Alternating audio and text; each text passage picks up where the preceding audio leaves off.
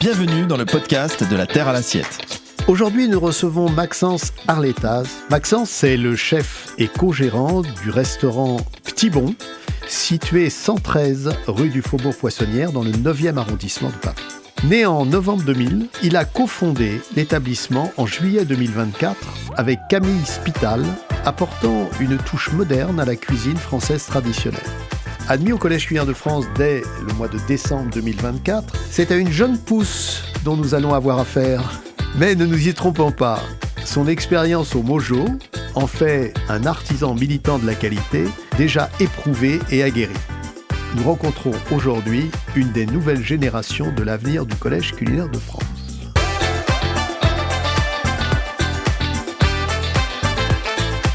Une émission présentée par Christian Rogoubi.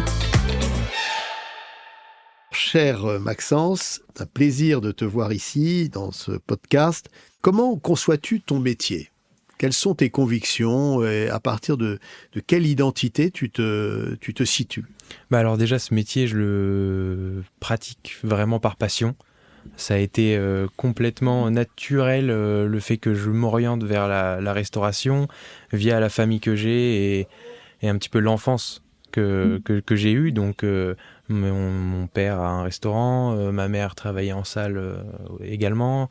À Paris ? Non, mon père et ma mère sont venus sur Paris pour faire leurs armes. Et après, mon père a ouvert un restaurant à côté d'Orléans. Et ma mère sur Tours. Toute la famille vraiment tourne autour de ça. Donc évidemment, bien manger dès le plus jeune âge, apprécier les bons produits, le goût juste de tout ça. Donc très enrichissant. Et du coup, naturellement, je me suis dirigé vers ce métier de cuisinier. Tu as fait une école ? J'ai fait 4 ans d'études à partir de mes 14 ans, donc à Tours, au CFA de Tours, donc un CAP et un brevet professionnel, où j'ai exercé au restaurant La Boulée à Athée-sur-Cher, donc en Indre-et-Loire. Et à l'âge de mes 18 ans, j'ai voulu arriver sur Paris. Donc je suis arrivé en tant que commis de cuisine tout innocent dans les cuisines du Taïwan. Donc là où je suis resté. Bel établissement pour démarrer. C'est ça, exactement. Beaucoup de pression au début parce que Paris, on ne connaît pas, on s'imagine beaucoup de choses, mais au final, tout s'est très bien passé, très bien empilé. Et après le Taïwan, j'ai eu la chance de pouvoir me lancer à 21 ans en tant que sous-chef ici au Mojo. Donc c'est à partir de tes 21 ans que tu es venu au Mojo. Exactement, on a fait l'ouverture du Mojo avec Baptiste Gournay à ce moment-là. Et il m'a fait confiance comme m'a fait confiance Arnaud. Et tout s'est plutôt très bien passé. Donc on a continué de mettre en avant les bons produits. Nous sommes rentrés dans le collège culinaire aussi par la suite avec le Mojo. Et j'ai voulu continuer ça dans le restaurant qu'on a fondé avec Camille il y a 6 mois maintenant. C'est quoi ta conception d'un restaurant ? Alors le partage, je pense que c'est déjà le plus important dans notre métier, c'est de savoir transmettre notre passion pour ma part en cuisine et pour la part de Camille en salle. Donc c'est vraiment ce qu'on a envie de faire transpirer dans notre restaurant, c'est vraiment le partage, la générosité, montrer aux gens notre savoir-faire et qu'ils le dégustent, qu'ils le goûtent, qu'ils le boivent également avec Camille en salle. Donc c'est de la bonne cuisine, des bons produits, de la saisonnalité, des portions généreuses parce que je pense que tout le monde est un peu frustré d'en avoir peu dans l'assiette. Et voilà, c'est vraiment un peu ce qu'on aime faire. Alors, je vais te le dire à l'inverse. Qu'est-ce qui n'est pas un restaurant et qui s'appelle restaurant malgré tout ? Moi, pour ma part, ce qui me fait un petit peu peur, c'est les grandes cartes. À partir du moment où il y a des grandes cartes. Pour moi, c'est le premier marqueur, parce que ça serait dommage de juger un restaurant par rapport à sa devanture, par rapport à tout ça. Donc moi, je regarde en premier la carte. La carte, d'accord. Donc, qu'est-ce que signifie une grande carte pour toi ? Pour moi, c'est peu de produits frais, peu de goût. Il doit y avoir des très bons restaurants avec des grandes cartes, mais la plupart, pour mon expérience, ne représentent pas ça. Puis un petit peu se perdre dans tout ce qu'on a envie de transmettre. Ce que tu viens de dire est quelque chose, je crois, de très important, parce que on n'a pas conscience de ça. Quand on est grand public, on voit une grande carte, j'ai beaucoup de choix. Ah oui, ça a un côté positif pour beaucoup de gens. Ce qui est important, c'est de connaître le métier. Plus tu as de choix, moins tu as de produits frais.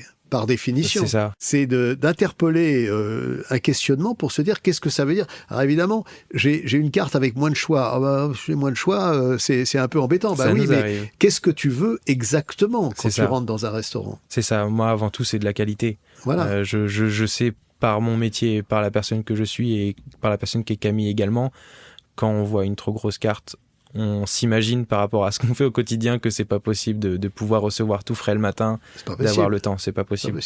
Ou alors il y a 50 cuisiniers derrière et dans ce cas, chapeau. Bien sûr. Je pense que la majorité des restaurants ne sont pas comme ça. Avec Camille, vous avez ouvert un restaurant, ce qui est très jeune pour ouvrir un restaurant, avec tout ce que ça comporte.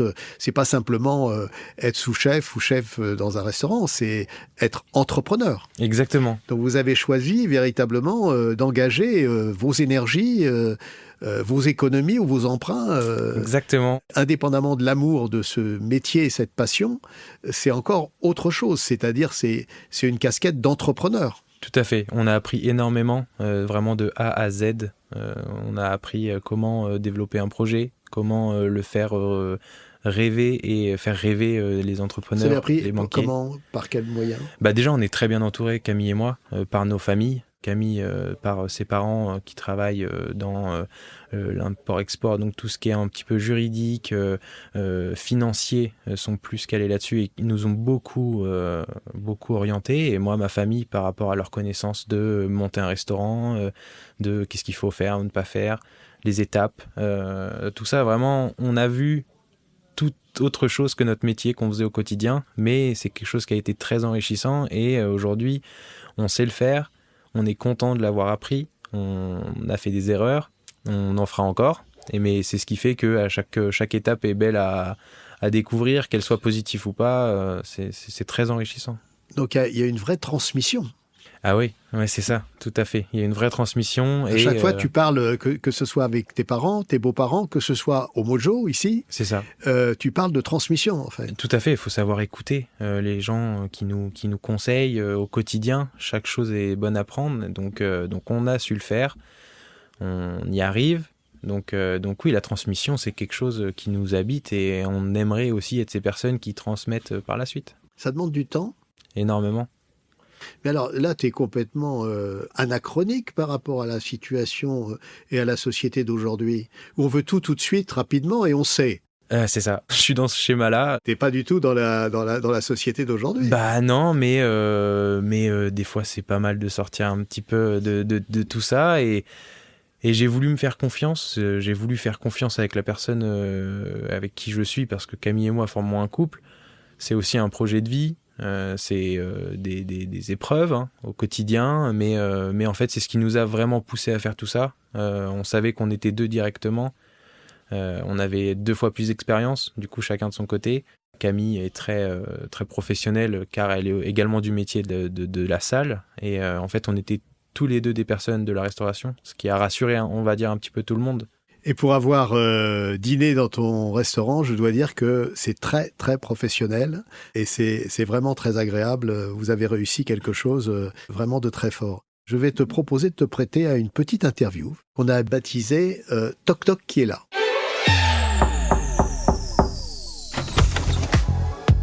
Toc Toc qui est là ? Alors tu vas voir, c'est très simple. C'est un peu le style, tu sais, portrait chinois. Ok, très bien. Tu serais un animal.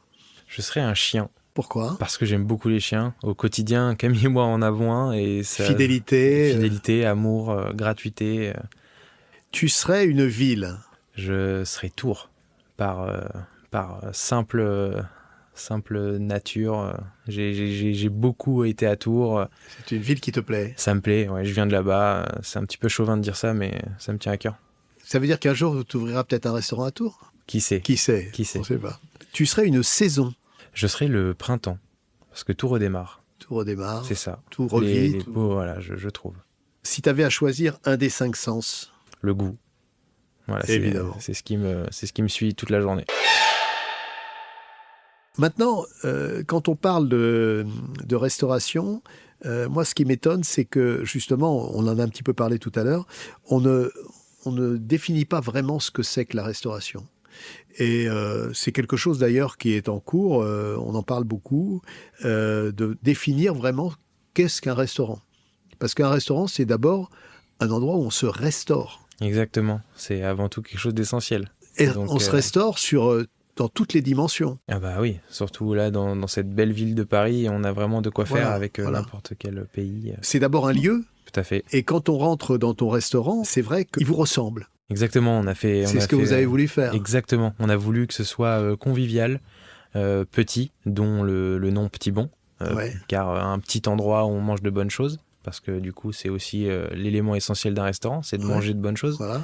C'est vrai que quand on rentre dans le restaurant, on voit le bar directement avec des beaux digestifs, on voit la cuisine ouverte. Donc, Alors, la cuisine ouverte comme au Mojo, pareil. C'est ça. Bah, c'était vraiment un des critères principaux quand on était en train de chercher notre futur lieu. Cuisine ouverte, moi, je me voyais mal retourner dans une cuisine en sous-sol ou à l'étage sans pouvoir voir même nos clients. La cuisine ouverte, c'est quelque chose d'essentiel parce que, en fait, tu n'es pas isolé. C'est ça. En communication avec le reste de la salle, avec les convives. Tu ressens aussi les choses. Je vois tout. Voilà. Je vois tout et c'est tu très ressens, intéressant. Alors que le cuisinier qui est enfermé dans sa cuisine, on envoie les plats, mais on n'a pas forcément la pulsation.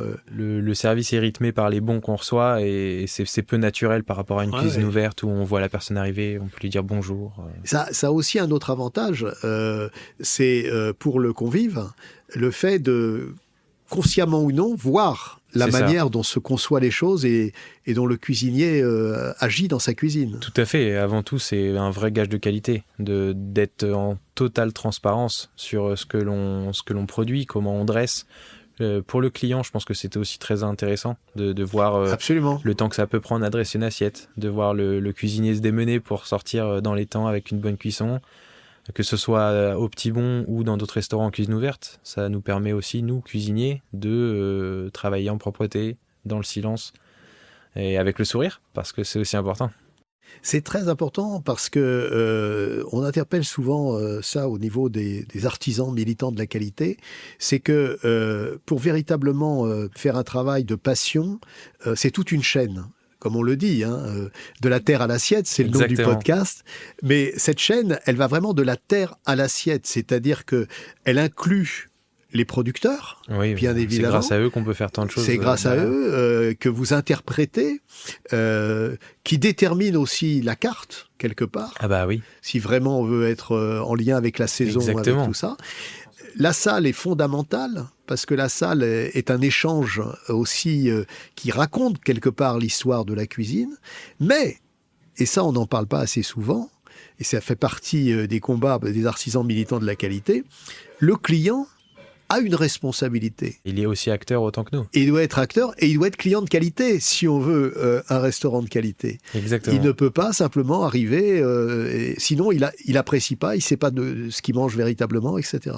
Donc cette connaissance réciproque peut faire du restaurant un lieu nouveau, moderne et d'avenir. Tout à fait. Et on y est de plus en plus. Les clients ont vraiment appris à manger saisonnier et des bons produits, des produits frais, de bien sourcés. Les clients s'y intéressent de plus en plus, nous demandent, aiment voir sur notre publication Instagram que nous sommes allés voir nos producteurs, nos vignerons, tout ça.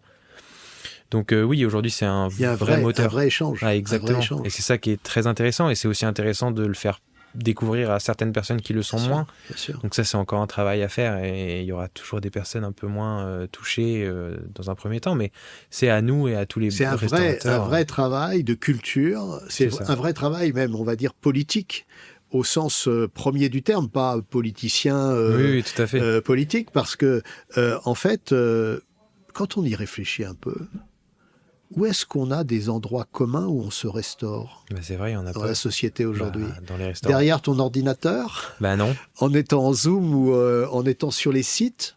Non, c'est un partage visuel, mais qui n'est pas communicatif. Donc là où on est connecté, on n'est pas forcément relié. C'est ça. Voilà. Non, donc vraiment... le restaurant est un lieu de lien. Tout à fait. Et c'est là où il y a un enjeu, surtout la génération comme la tienne qui arrive. On sent que tu es habité par le fait de faire une bonne cuisine, mais on sent qu'il y a autre chose derrière. Oui, je pense qu'on a vu un métier qui a changé. Les jeunes d'aujourd'hui, j'ai pas envie de parler en leur nom, mais je parle en ma personne. Je pense qu'on est habité par... aujourd'hui, on peut parler facilement de nos producteurs. On peut faire une story avec nos beaux arrivages et en fait tous les clients aiment nous suivre maintenant par ce biais-là et ça fait que la communication est facile, l'apprentissage est facile et derrière le client retrouve ce qu'il a vu, et je pense que c'est aussi important d'être dans la continuité de ce qu'on a envie de dégager. Oui, parce que en fait, quelque part, tu dis, on se crée sa propre clientèle. Exactement, c'est ça. C'est ça qui est beau quand on ouvre un restaurant, et c'est ce qu'on le voit avec Camille, de revoir les têtes qui ont été satisfaites le mois dernier, de voir que le fait de changer la carte tous les mois, ça plaît énormément, parce que les gens n'ont jamais la même chose à manger. Donc du coup, ça crée aussi cette envie de revenir. Donc oui, se faire sa clientèle quand on vient d'ouvrir un restaurant, c'est quelque chose d'obligatoire, car c'est cette clientèle qui nous fait tourner. Mais alors, l'autre question qui se pose quand tu démarres un restaurant comme vous l'avez fait avec Camille, si ça évolue, si vous grandissez en volume, en chiffre d'affaires, d'abord le restaurant il est petit. Oui, on a ce plafond de verre. Est-ce que vous pouvez rester que tous les deux ? Non, c'est quelque chose qu'on a fait depuis l'ouverture, ça fait 6 mois maintenant. On va recruter. Après, comment recruter ? Comment réussir à recruter des personnes qui ont la même mentalité que nous ? Comment la faire découvrir pour les personnes qui ne l'ont pas ? Ça, c'est encore un nouveau défi qu'on va devoir développer, et c'est quelque chose de très intéressant.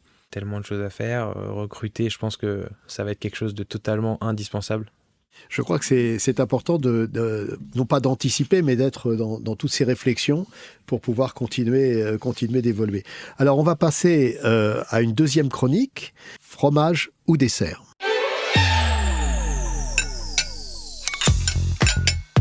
C'est fromage ou dessert ? Alors, tu réponds le plus rapidement possible, c'est juste des alternatives. Tu es sur le temps court ou sur le temps long ? Le temps long. Plus facile de construire les choses. Mais plus difficile peut-être d'avancer sans avoir forcément tout de suite un résultat, non ? Oui, mais il faut que ce soit difficile pour y arriver. Et voilà, bien sûr. C'est ce qui crée la valeur. T'es plutôt logique ou émotion ? On peut me le reprocher, mais plutôt logique. D'accord. T'es plutôt compétition ou coopération ? Coopération. C'est ce que tu fais avec les producteurs, avec les clients. Les clients et Camille. Vie personnelle ou vie professionnelle ? Très entremêlés. J'aime les deux énormément, et on a envie de profiter des deux. Et si on avait simplement d'un coup de baguette magique à renaître dans le passé ou dans le futur ? Dans le futur. Le passé, c'est passé.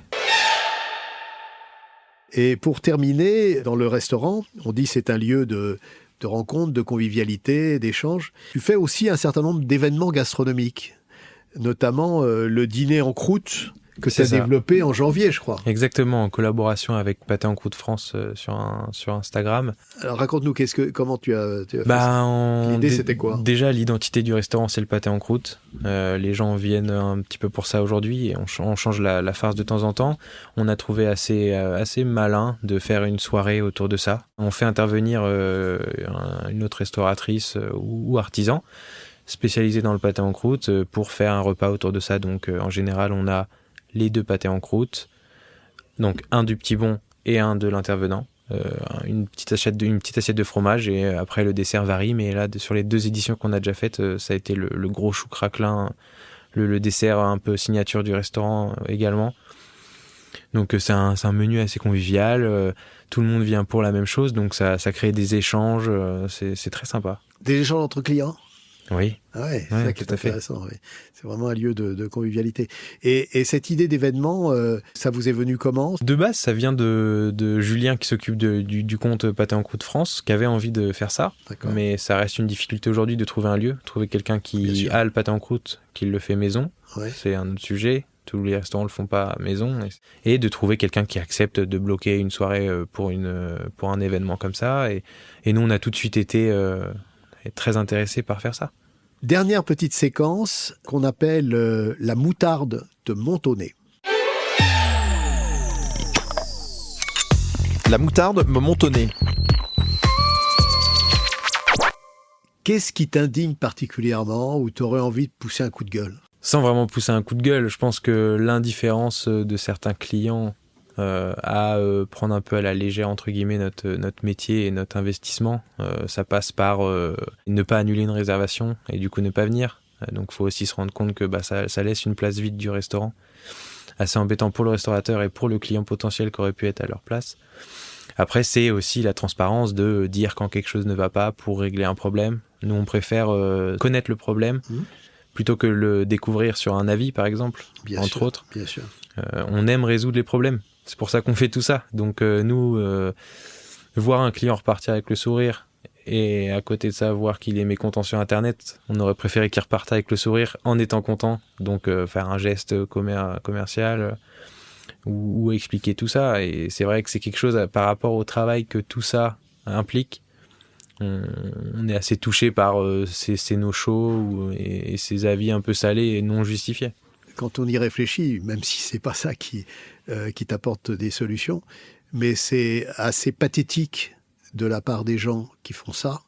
Ça dit plusieurs choses. Par exemple, celui qui te sourit en partant et qui écrit sur Internet, c'est quelqu'un qui n'a pas la capacité de te regarder en face pour te dire, même gentiment, ce qui ne va pas. C'est ça. Donc c'est quelqu'un qui est peureux, qui n'est pas courageux, et qui derrière l'anonymat d'un écran peut dire quantité de choses. C'est ça. Donc c'est malheureux pour lui ou pour elle. Et du coup plus. Pour nous derrière. Et du coup pour vous, bien sûr. Donc au final personne n'est content. Mais bien sûr. Et donc ce qui est important, c'est effectivement de tisser, on est toujours au cœur des relations de qualité. Et le métier passe par ça et est une opportunité aussi, puisque un restaurant, c'est un lieu où il peut y avoir une convivialité. Oui. Convivialité, en latin, ça veut dire vivre ensemble. Cum vivere, vivre ensemble. Donc, c'est pas si neutre que ça, un restaurant. Non. Ça a une application aujourd'hui de plus en plus importante. Exactement. Je te remercie, Maxence, d'être venu jusqu'à nous. Vraiment, c'était très gentil. Et puis alors, donne-nous peut-être, pour terminer, en confidence, une adresse, indépendamment du Petit Bon, qui j'enjoins tous nos auditeurs d'aller faire une visite, ça vaut vraiment le coup.